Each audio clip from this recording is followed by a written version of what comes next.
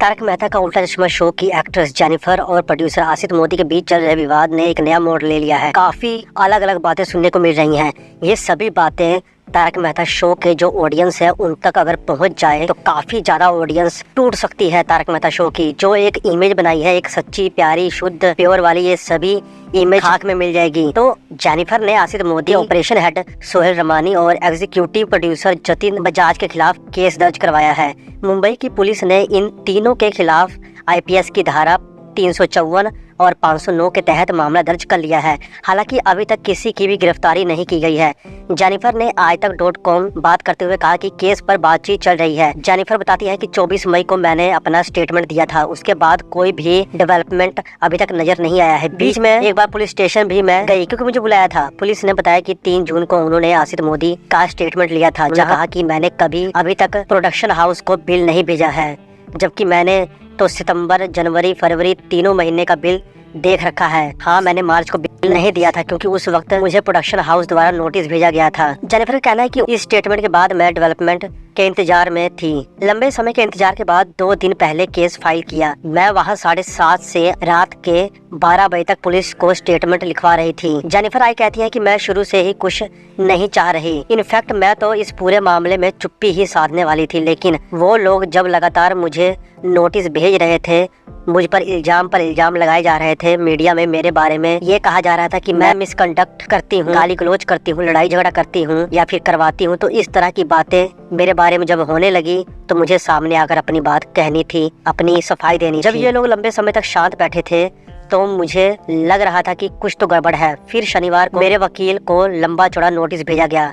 उन्होंने जवाब में लिखा कि 22 मई को उन्होंने महिलाओं के लिए ICC नाम की इंटरनल कमेटी बनाई है, जिसमें उन्हीं के प्रोडक्शन हाउस की hairdresser, accountant, personal assistant जैसे वर्कर शामिल हैं। इस कमेटी की जानकारी देते हुए वह लिखते हैं कि आप आइए, हम आपके प्रॉब्लम सोल्व करेंगे, पैसा दे देंगे, आपकी बातों को सुनेंगे और आसित मोदी के खिलाफ सख्त एक्शन लेंगे।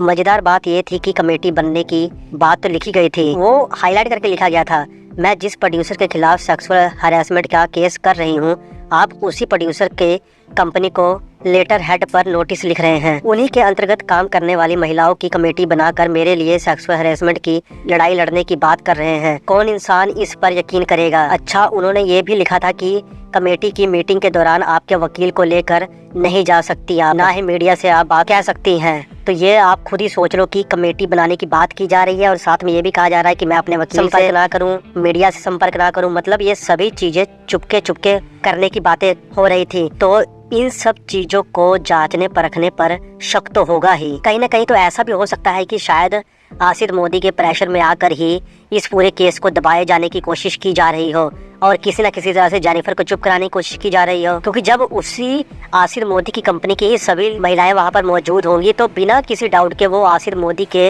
हक में ही तो बात करेंगी, उनके खिलाफ तो बात करेंगी। बीच में तो दारू पीकर हंगामा करने पर भी आरोप लगे थे, इस पर भी सफाई आई है। अब ICC कमेटी को आसित मोदी की ओर से ये लेटर भेजा गया है कि जिसमें मुझे डिफेम करने की कोशिश की गई थी। वहाँ लिखा गया है कि मैं दारू पीकर सेट पर हंगामा करती थी, अपने मेल एक्टर्स को मारती थी, उन पर हावी हो जाती थी। आप खुद ही सोचो, क्या ये संभव है। मेरे बारे में इतनी सारी बातें लिखने के बाद वो अपने बारे में ये लिखते हैं कि वो फादर फिगर है अपनी पूरी कास्ट के लिए, अपने पूरी कास्ट को वो परिवार समझते हैं, एक जैसा भाव रखते हैं। सोचो आप, किसी के बारे में कैसी बातें लिखी जा रही है और किसी के बारे में कैसी। जेनिफर के FIR की खबरों पर आसित मोदी ने आजतक.com से बात की है। उनका कहना है आरोपों का खंडन करता हूं, मैंने पहले ही पुलिस को अपना स्टेटमेंट दे दिया है, मुझे तो FIR के रजिस्ट्रेशन की कोई जानकारी भी नहीं है। फिलहाल मामला इन्वेस्टिगेशन के तहत जारी है, इसलिए इन लीगल प्रोसेस के दौरान मैं किसी भी चीज पर कमेंट नहीं कर सकता हूं। तो ये देख लो, ये है अंदरूनी बातें। पिछली बार जब मैंने इस पर वीडियो बनाई थी तो एक बंदे ने कमेंट किया था कि इन लोगों को जो एक्ट्रेस है वो तो हीरोइन की तरह चाहिए, मतलब जैसे दीपिका, प्रियंका,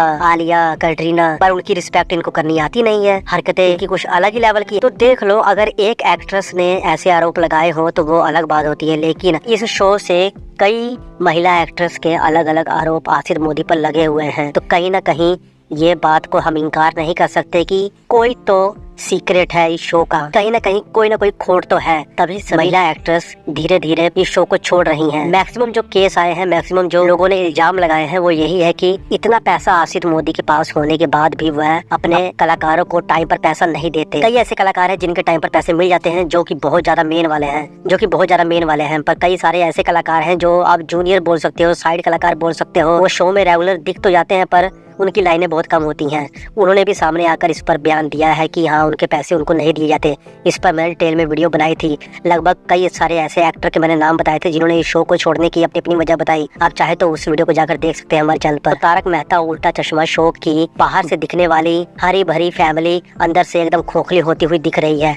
आपके इसके ऊपर क्या विचार है? क्या जेनिफर पूरी तरह से झूठ बोल रही है या फिर आसित मोदी सच में कोई ना कोई कांड कर रहे हैं? आप अपने विचार साझा कर सकते हैं। बाकी इन्वेस्टिगेशन चल रही है, पूरा जो फाइनल रिपोर्ट आने तक हम भी कुछ नहीं कह सकते। चैनल को सब्सक्राइब कीजिए, मिलेंगे नेक्स्ट वीडियो में। जय हिंद।